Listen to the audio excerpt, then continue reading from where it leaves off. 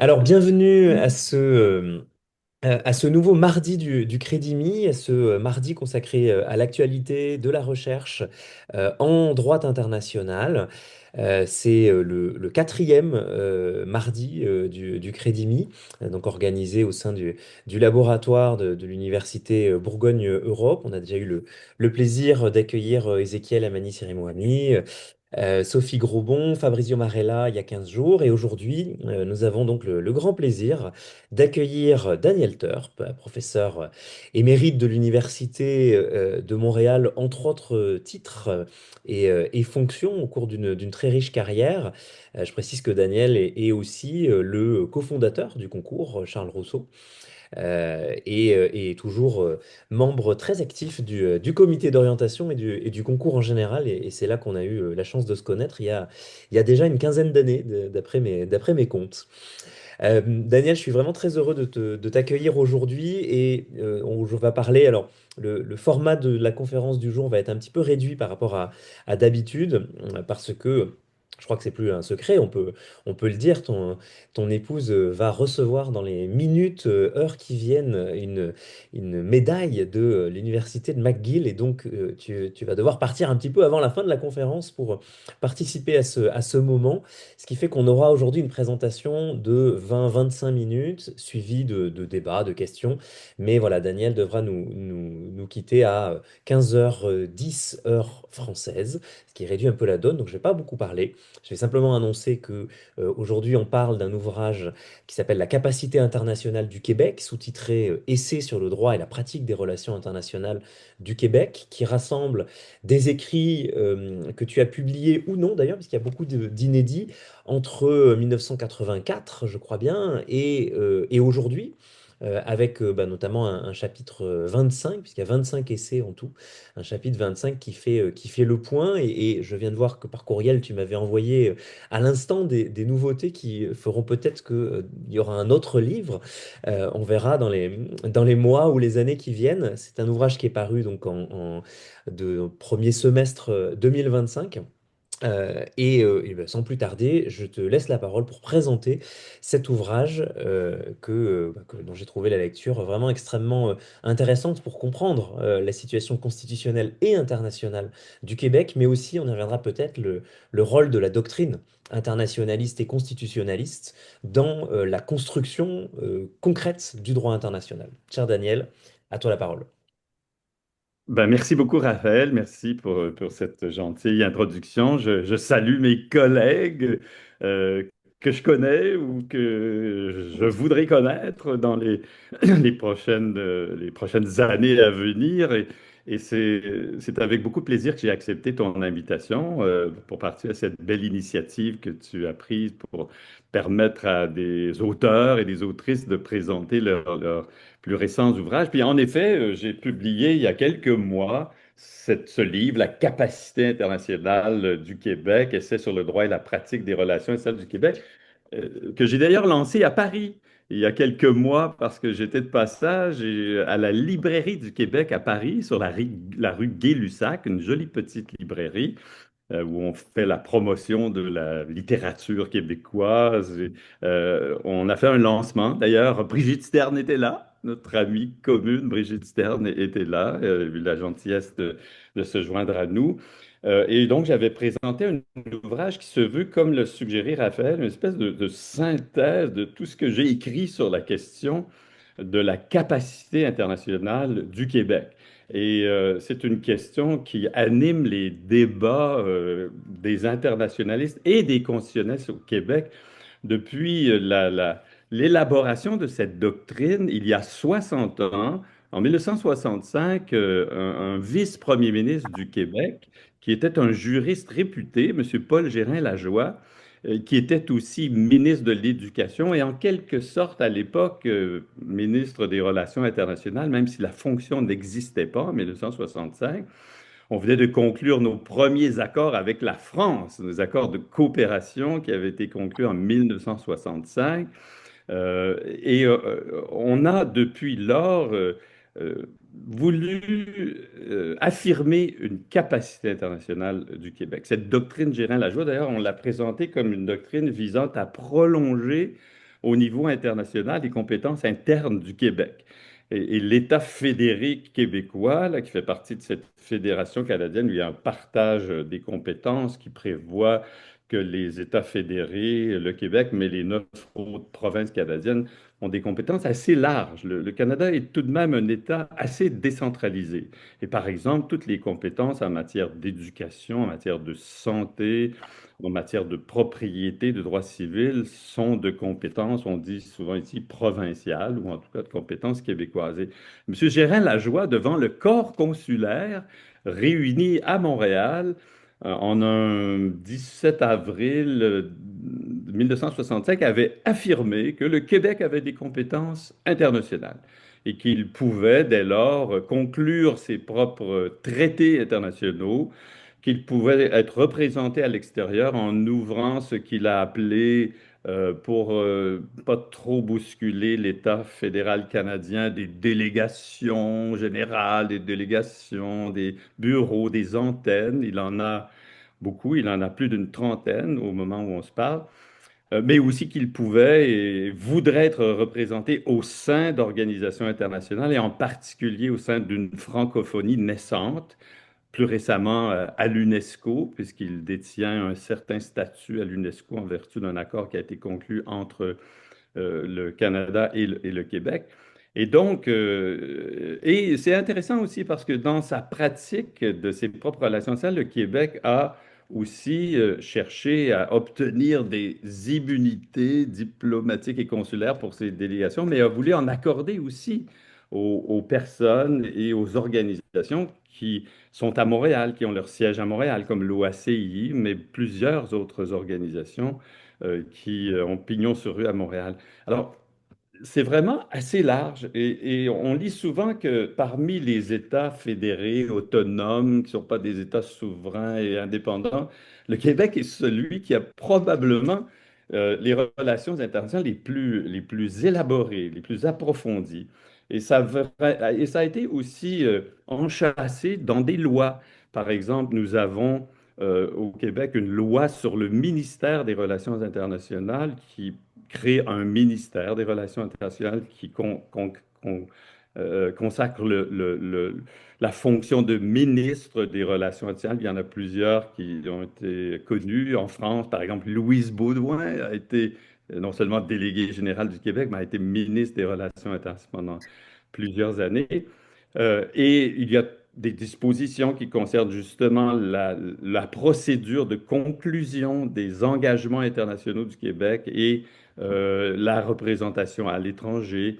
Donc, il y a un corpus législatif même qui encadre les relations internationales du Québec. Et dans mon ouvrage, j'ai parlé de toutes ces questions-là, dans des textes qui ont été publiés dans des revues scientifiques. Il y a un des textes les plus importants que je reprends, et c'est un texte que j'ai présenté, une communication que j'ai présentée devant l'Académie des sciences morales et politiques à Paris à l'invitation de Gilbert Guillaume il y a quelques années sur le droit international au Québec, et où j'ai fait à l'époque, il y a quelques années déjà, une synthèse de ce qui existait. Il y a aussi des interventions que j'ai reproduites et qui avaient été publiées dans les journaux, que j'ai publiées comme professeur de droit international à plusieurs reprises, surtout dans la page des idées du journal Le Devoir, notre équivalent, notre petit Le Monde à nous ici au Québec, qui publie souvent des lettres d'opinion de chercheurs comme moi et comme bien d'autres.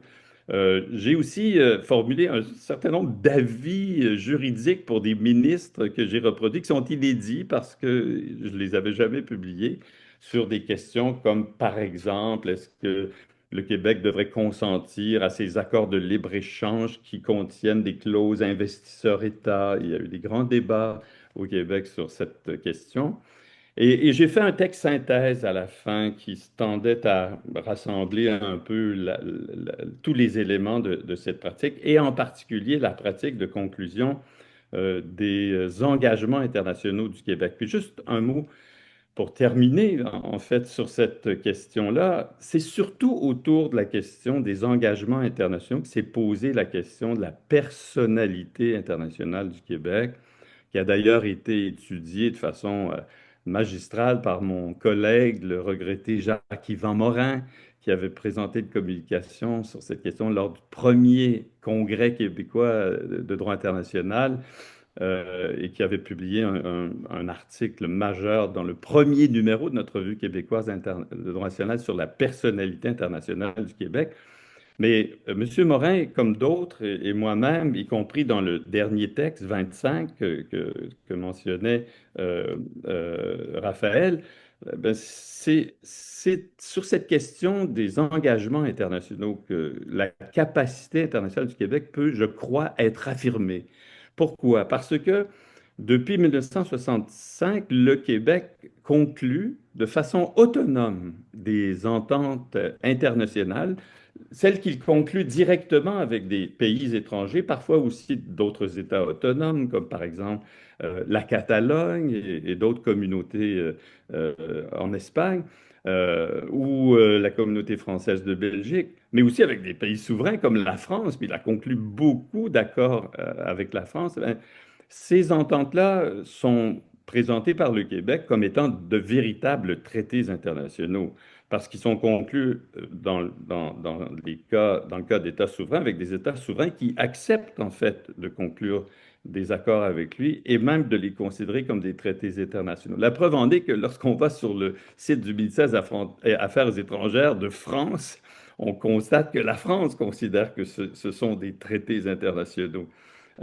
D'autres États sont un peu plus réticents à le faire de façon explicite, mais concluent quand même les accords. Et dans la très grande majorité des accords, il n'y a aucune référence au Canada, il n'y a aucune référence, par exemple, au fait que le Canada a un accord semblable, par exemple en matière de sécurité sociale, qui serait un accord dit de couverture, un accord parapluie.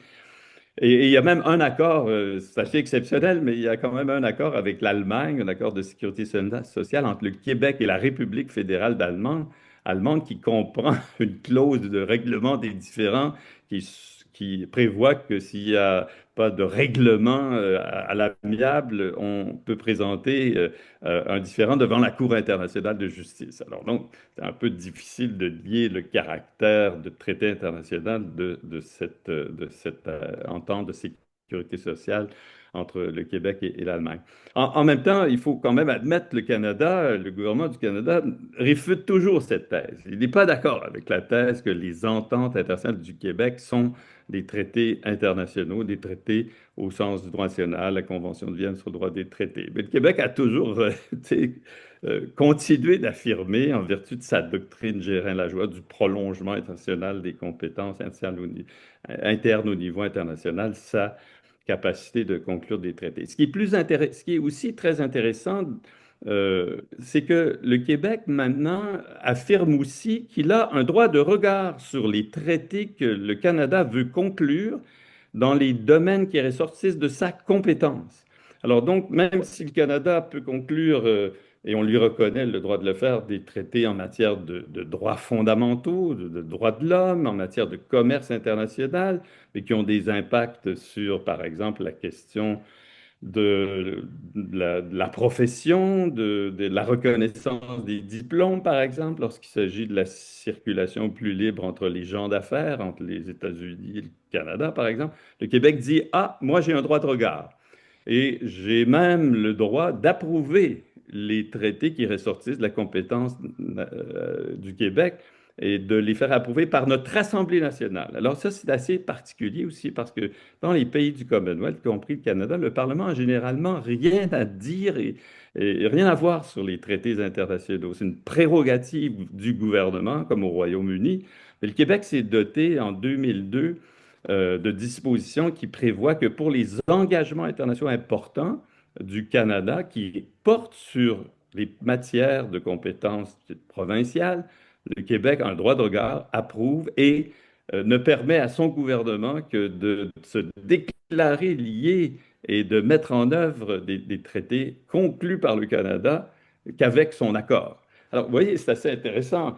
Et sur cette question, il y a des développements très, très récents aussi, parce que la doctrine Gérin-Lajoie a été, ou en tout cas, on projette de la codifier dans la Constitution du Québec. Parce qu'il y a quelques jours, le gouvernement du Québec a présenté à l'Assemblée nationale une loi, le projet de loi numéro 1, loi constitutionnelle de 2025 sur le Québec, qui comprend, qui édicte dans son premier article une Constitution du Québec dans laquelle on affirme la doctrine Géret-Lajoie, dans laquelle on indique que le Québec a le pouvoir de conclure des traités, puis d'être représenté à l'étranger. Puis il y a même une loi, une autre loi qui édicte sur l'autonomie constitutionnelle du Québec qui prévoit que le gouvernement peut déclarer ne pas être lié par des conventions internationales qui ont été conclues par le Canada dans le domaine de ses propres compétences. Puis ça va être un enjeu important parce que vous savez, l'accord Canada, États-Unis, Mexique est en renégociation. Le sera. On ne sait pas si M. Trump en veut encore d'un accord comme celui-là, mais il y a plusieurs questions qui sont dans cet accord qui relèvent des compétences des provinces et du Québec, entre autres. Et là, le gouvernement du Québec pourrait, si ce projet de constitution est adopté, disposer d'un pouvoir de blocage, en quelque sorte, et de dire, nous, on n'en veut pas de l'accord que le Canada veut conclure parce qu'il porte atteinte à nos compétences, remet en question, par exemple, la gestion de l'offre, qui est une façon, nous, de traiter des questions relatives à l'agriculture, et certains domaines de l'agriculture. Alors, et il y a il y a il y a un journaliste de la presse, peut-être Raphaël voudra faire circuler l'article qu'il a publié il y a 3 jours, qui est d'ailleurs un de mes anciens étudiants. Je suis assez fier de ça. J'ai plusieurs étudiants qui sont des journalistes, puis ils prennent le téléphone, puis ils appellent leur professeur pour savoir qu'est-ce qu'ils devraient dire au sujet de ces dispositions qu'ils viennent de lire dans un projet de constitution ou d'autonomie constitutionnelle. Alors, rapporté mes propos en disant que c'est assez intéressant maintenant qu'on veuille constitutionnaliser cette doctrine, l'inclure dans une constitution du Québec. Alors voilà, Raphaël, il y aurait tant d'autres choses à dire, mais je pense que c'est une question intéressante du point de vue du droit international, celle d'un État fédéré qui veut, ou en tout cas certaines le veulent. Moi, je suis encore de cette école-là, qu'ils deviennent un État indépendant. Et souvent, les sondages, d'ailleurs, laissent entendre que le Parti québécois pourrait remporter la prochaine élection et qu'on pourrait s'acheminer vers un autre processus d'accession à l'indépendance à compter d'octobre 2026. Mais du point de vue du droit international, c'est quand même un phénomène assez intéressant, celui d'un État, d'une nation québécoise qui s'affirme et dit et considère qu'il est un sujet droit national, à une personnalité internationale, à une capacité internationale. Voilà. Merci Daniel et bravo pour le timing parfait que tu as tenu donc en 20 minutes pour nous présenter ton ouvrage qui fait 500 pages. Alors dans les 500 pages, je précise parce que c'est vraiment un ouvrage ressource puisque il y a à peu près 150 pages d'annexes qui présentent des lois, des initiatives législatives, des jurisprudences aussi, puis des tableaux qui dresse la liste des différentes ententes qui ont été signées ou ratifiées. Il y a aussi une question de terminologie par le gouvernement du Canada et du Québec. Donc c'est vraiment un ouvrage avec plein d'éléments, des actes gouvernementaux, plein d'éléments riches pour mener des recherches complémentaires. Alors, comme je le disais, pour celles et ceux qui sont arrivés après le tout début, on va avoir aujourd'hui un mardi resserré, puisque Daniel Turp doit nous quitter d'ici 20 minutes. Mais on va pouvoir avoir un tour de questions. Et pendant que les premières questions se préparent dans l'assistance, moi, j'ai été frappé en te lisant d'ailleurs, ta première phrase de cette conférence l'a reconfirmé. Tu as dit, on a voulu affirmer la capacité internationale du Québec. Et j'ai la sensation, en te lisant, que cette doctrine, et puis les suites de la doctrine, parce que la doctrine Gérin Lajoie en elle-même, elle a quand même été largement, pas forcément amendée, mais renforcée, et on le voit avec ce projet de loi constitutionnelle dont tu viens de nous parler. Finalement, ça part quand même de l'université, ça part des réflexions d'un certain nombre d'universitaires, et de toi aussi, qui les ont prolongées ensuite. Et ça, c'est vraiment quelque chose qui m'a marqué, le rôle que peut jouer la doctrine, les personnes, dans la création d'un discours sur la capacité internationale du Québec qui va être repris par le législateur, un rôle aussi quand même assez important du législateur, un rôle des mots aussi, parce que tu l'as évoqué un petit peu cursivement, il y a eu il y a des enjeux diplomatiques avec le gouvernement fédéral du Canada, et on comprend bien que c'est une lutte diplomatique qui fait qu'on n'affirme pas forcément de manière extrêmement violente et systématique le fait qu'il y a une capacité internationale du Québec, mais on va essayer de rechercher des mots un peu souples, comme le terme d'entente, le terme de délégation, je crois que tu mentionnais. Et là aussi, il y a une construction euh, du discours qui est de type universitaire, académique, et j'ai trouvé assez intéressant. Et par contre, j'ai trouvé que le rôle du juge, lui, était un peu effacé. Il y a des choses, tu as évoqué plusieurs jurisprudences assez fondatrices, mais tout de même, notamment l'affaire de 1983 ou 84, dont j'ai plus le titre, Basilo, je crois, contre Collins. Il y a des affaires, mais on a le sentiment que le juge a quand même essayé d'éviter de se prononcer sur le sujet et de trouver des astuces pour ne pas le faire. Et c'est là, finalement, ma question. Euh, Qu'est-ce qui se passerait dans le cas de figure dans lequel le Québec finalement ne donnerait pas son agrément ou son assentiment? Puisque jusqu'ici, il l'a toujours fait, parfois en violation de sa propre loi de 2002, c'est-à-dire en donnant l'assentiment à la signature, à la ratification d'un traité international par le Canada concernant les compétences du Québec. Il l'a parfois fait en retard, alors que la loi de 2002 le prévoyait en amont. Tu me diras si je me trompe. Mais voilà, qu'est-ce qui se passerait s'il y avait vraiment un conflit entre les deux de ton point de vue? Ah, il faut que tu rouvres ton micro, Daniel. Très bonne question, j'y répondrai, mais juste un petit mot sur le pouvoir judiciaire. En fait, la doctrine Gérin-Lajoie, en définitive, elle est fondée sur un arrêt du comité judiciaire du Conseil privé de 1937. Parce que, à l'époque, d'ailleurs, le Canada euh, n'était plus une colonie tout à fait, là, parce qu'en 1931, le Canada devient souverain avec le statut de Westminster, mais le comité judiciaire du Conseil privé a encore des compétences sur le Canada. Puis, dans une affaire des conventions de travail, le comité judiciaire du Conseil privé, contrairement à la Cour suprême du Canada, qui existait tout de même, mais qui n'était pas le tribunal de dernier ressort, décidait que lorsqu'il s'agit des traités internationaux et de leur mise en œuvre, la compétence au Canada était partagée entre l'État fédéral et son gouvernement et les États fédérés, les provinces et leur gouvernement. Et en statuant là-dessus, finalement, tu sais, on partageait les compétences lorsqu'il s'agit pas de la conclusion des traités, bien que le Québec prétendra qu'il y a un partage de compétences de la conclusion des traités, mais sur leur mise en œuvre.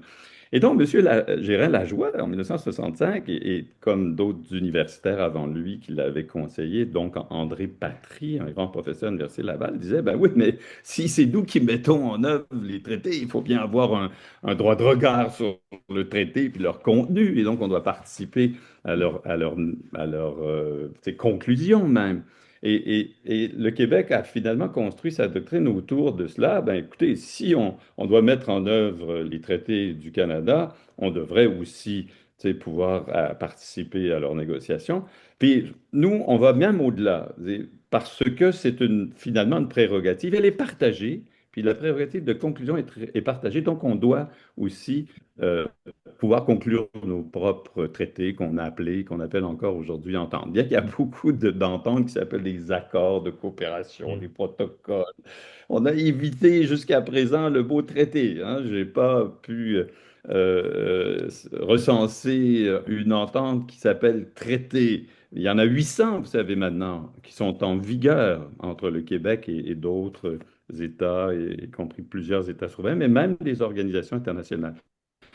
Mais pour répondre à la question, c'est très difficile à évaluer qu'est-ce qui se passerait en cas de conflit, parce qu'il n'y en a pas eu. Le Québec n'a jamais, en utilisant la procédure adoptée en 2002 qui permet à l'Assemblée nationale d'approuver ou de ne pas approuver des engagements internationaux importants du Canada portant sur ses compétences, il n'y a jamais eu d'occasion où l'Assemblée nationale a désapprouvé. Il y a eu des occasions, moi j'étais là au Parlement à l'époque, à l'Assemblée nationale du Québec, le Parti québécois, dans quelques accords, a voté contre, mais ils n'étaient pas en nombre suffisant pour qu'on désapprouve l'engagement international important au nom du Québec. Mais si ça se produit, hein, ça pourrait se produire. Disons que l'ACEUM, le nouvel ACEUM ne convient pas au Québec parce qu'on a aboli la gestion de l'offre, par exemple. Ben, qu'est-ce qui arriverait? Alors là, il y aurait un bras de fer. Et est-ce que le gouvernement du Canada dirait, écoutez, vous avez beau avoir adopté toutes ces procédures d'approbation, même en vertu de votre constitution, de la loi d'autonomie constitutionnelle, le Québec peut maintenant même tu sais, ne pas se déclarer lié. Ben, écoutez, nous, on considère qu'on n'a pas besoin de votre approbation ou de votre déclaration. Et donc, je ratifie, j'adhère au traité tout de même. Alors là, c'est, on peut penser que un tribunal comme la Cour suprême pourrait donner raison au Canada. Et là, ce serait comme un peu difficile Mhm. parce que le Québec affirme sa compétence, veut qu'elle soit respectée, puis là, le gouvernement du Canada, par un renvoi à la Cour suprême, par exemple, neuf juges nommés par Ottawa, nommés seuls par Ottawa, c'est rare dans une fédération que c'est le cas, pourrait donc désavouer un peu la doctrine, je dirais, la joie là-dessus. Et c'est la raison pour laquelle il n'y a pas de tribunal qui ont statué sur cette question à ce jour. On a tout évité pour que ça soit décidé dans une arène judiciaire. Puis la réalité, c'est que le Canada a fini par tolérer cette pratique, a fini par l'accepter. Puis le Québec a toujours finalement décidé de ne pas trop aller à l'encontre de la politique étrangère du Canada telle qu'elle est reflétée dans la conclusion par celui-ci de traités avec des États ou des organisations internationales. Alors, c'est un débat à suivre. Oui, d'autant que je rappelle pour celles et ceux qui n'ont pas encore l'ouvrage qu'il y a une tribune, finalement tu provoques toi-même le débat parce que tu le reprovoques aujourd'hui sur ce fameux bras de fer, parce que dans un des derniers chapitres du livre, je crois que tu reproduis une tribune à propos de l'accord Canada, États-Unis, Mexique, où il me semble que tu dis qu'il y a, je crois, une urgence à refuser l'agrément du Québec à cet accord. Et donc finalement, bon, alors j'ai compris cet agrément avait été donné tout de même, mais le débat pourrait quand même survenir. Et j'ai bien noté ta conclusion qui renvoie à la conclusion du livre, qui renvoie à ultérieurement la souveraineté pleine et entière du Québec, qui serait effectivement la solution à tout bras de fer dans ce cas-là. Et, et j'ajouterais, Raphaël, et ils m'ont pas écouté. Et donc, on voit la limite aussi de la doctrine, Ouais. de ce que les internationalistes peuvent avoir comme influence auprès des gouvernements. Mais juste là-dessus, c'est quand même intéressant. Vous voyez, au Québec, les principaux tu sais, promoteurs de la doctrine Gérin-Lajoie, puis ça a été des universitaires. Ça a été M. Gérin-Lajoie, ça a été Jacques-Yvan Morin, ça a été moi-même. Et on a tous fait de la politique.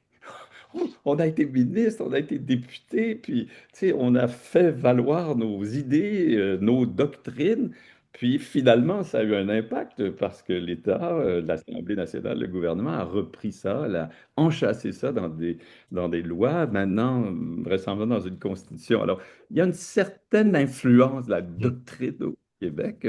J'espère que c'est le cas en France aussi, que les internationalistes ont une influence importante sur leur gouvernement et sur leur Assemblée nationale et leur Sénat. Ça a été le cas. J'ai l'impression que ça l'est un petit peu moins aujourd'hui, mais je laisse la parole aux autres collègues internationalistes qui sont là. Pour cela, on a une petite dizaine de minutes pour des questions, peut-être en prendre plusieurs d'un coup. Je vois Geneviève qui lève la main, et puis après Albert, peut-être. Oui, bonjour. Euh, je- je- Moi, j'en étais resté. J'ai ici le volume sur les implications de la mise en œuvre de la souveraineté et les aspects juridiques de la mise en œuvre de la souveraineté. Ça remonte au début des années 90. J'avais été impliqué dans ces discussions. Ce que je vois depuis lors, je n'avais pas prêté une grande attention à la pratique du Québec. Je savais que le Québec concluait des ententes. Je suis impressionné par le nombre de ces ententes et je me demande si c'est pas au fond une voie de la sagesse, puisque la tentative d'indépendance finalement n'a pas eu de suite. Et est-ce que le Québec n'a pas montré sa sagesse en finalement négociant plus ou moins avec le Canada des solutions qui permettent au fond de satisfaire le besoin d'originalité indéniable du Québec, tout en ménageant les règles constitutionnelles. Alors ça, c'est ma première question. Deuxième question, est-ce qu'il y a d'autres provinces du Canada qui ont conclu des ententes et qui ont au fond manifesté un intérêt pour cette formule d'une certaine capacité des provinces vis-à-vis de l'étranger. Voilà mes deux questions. Alors, d'abord, Geneviève, merci. Oui, la sagesse, ou je dirais même une espèce de consensus, hein, qu'on soit indépendantiste ou autonomiste ou fédéraliste, là, c'est comme ça que les gens se distinguent maintenant au Québec. La doctrine Gérald Lajoie a toujours fait l'objet d'un consensus, quel que soit le statut politique du Québec. Il y a toujours eu cette volonté de ne pas trop alarmer le gouvernement du Canada sur ces questions-là, en espérant, comme ça a été le cas, qu'on tolère la pratique, qu'on permette au Québec d'avoir une autonomie internationale, et en particulier avec la France, parce que on accepte au Canada que le Québec a une relation, par exemple, directe et privilégiée. C'est comme ça qu'on la qualifie avec la France. Et donc, oui, une sagesse, mais tu sais, comme indépendantiste, et comme tant d'autres, on dit toujours, ben, vous voyez les limites qu'on a quand même. Tu sais, si on n'est pas souverain, il y a des limites ce que l'on peut faire, puis il y a des limites à conclure les ententes qu'on veut avec le contenu qu'on veut nécessairement. Euh, et alors, sur la deuxième question, oui, il y a des provinces qui ont conclu des ententes. L'Ontario en a conclu, la Colombie-Britannique. L'Alberta, d'ailleurs, qui se veut de plus en plus autonomiste, il y a des vérités même indépendantistes en Alberta. Il y a des gens qui veulent qu'on organise un référendum d'indépendance en Alberta, maintenant, la province de l'Ouest plus pétrolière, là, tu sais. L'Alberta aussi a conclu des ententes. Il y a des bureaux de certaines provinces dans des États, dans d'autres États, et aux États-Unis, surtout en particulier pour les autres provinces du Canada. Mais il y a rien qui est de la même envergure que le Québec, avec des lois, avec des manières d'approuver ou de désapprouver, des décrets de ratification. Alors, ça, on a légiféré là-dessus. Puis en plus, maintenant, on veut constitutionnaliser le tout dans une constitution du Québec. Je lis le message d'Alain Pellé dans le chat qui dit sagesse, consensus ou résignation. Il y a sans doute une part de résignation aussi là-dedans. Euh, Albert? Ça sonne comme Alain Pellet. Oui, oui. Alain, je reconnais cela, mais tu sais qu'il y a beaucoup d'entre nous qui ne sommes pas résignés. Albert, allez-y. Alors, bonjour tout le monde. Je vous remercie pour cette brillante intervention, professeur Turp. J'ai une question. Alors, pour un Québec qu'on pourrait qualifier de souverain, quelle serait la principale contrainte systémique, que ce soit géopolitique, économique, culturelle, qui pèserait sur sa politique étrangère et comment la capacité internationale pourrait-elle se muer, si je puis me le permettre, en un simple attribut spectral sans une véritable stratégie d'effectivité et voilà, d'influence régionale. Donc c'est voilà, voici ma question. Ben, la principale contrainte, ce serait que nous serions voisins de ce gros État souverain qui s'appelle les États-Unis d'Amérique et qui, comme on le constate, plus que jamais, crée beaucoup de contraintes, exerce beaucoup de contraintes sur ses voisins et le monde entier. Et donc, ça dicterait en quelque sorte beaucoup la politique étrangère, notre rapport avec les États-Unis. Par exemple, est-ce que on pourrait, comme le Parti québécois le voulait dans les années 60, au moment de sa naissance, ne pas être membre de l'OTAN ou ne pas faire partie de ce pacte qui est le NORAD, là, pour assurer la défense commune de l'Amérique du Nord? Ou est-ce qu'on pourrait éviter d'être... Est-ce qu'on pourrait être un État neutre, comme l'Autriche ou la Suisse, à vous imaginez? Et quels seraient nos rapports économiques? Est-ce que les accords de libre-échange qui seraient conclus seraient à l'avantage des États-Unis quand on a un pays si puissant au plan économique. Et il y a tant de choses qui dépendraient aussi un peu des États-Unis. Le Canada, la relation avec le Canada est aussi une relation importante, essentielle. Puis les indépendances ont toujours voulu maintenir une relation étroite avec le Canada qui serait devenu le voisin d'un État souverain québécois.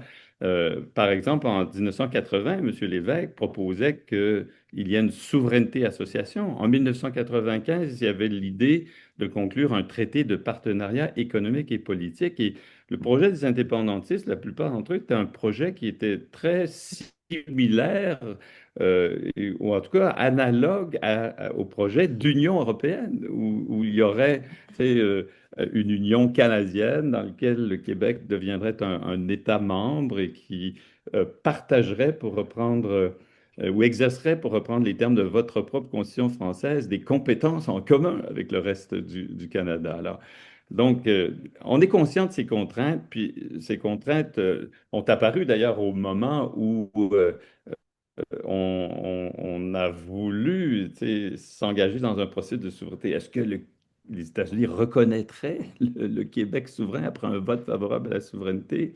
Quelle serait l'attitude du Canada? La France, et vous allez peut-être me lire, j'enverrai à Raphaël un article qui va être publié samedi prochain dans un journal et qui révèle que mon collègue Jacques-Yvan Morin avait été nommé émissaire spécial par Jacques Parizeau en 1995 et qu'il avait rencontré la semaine qui précédait le référendum, entre le 27 et le 30 octobre.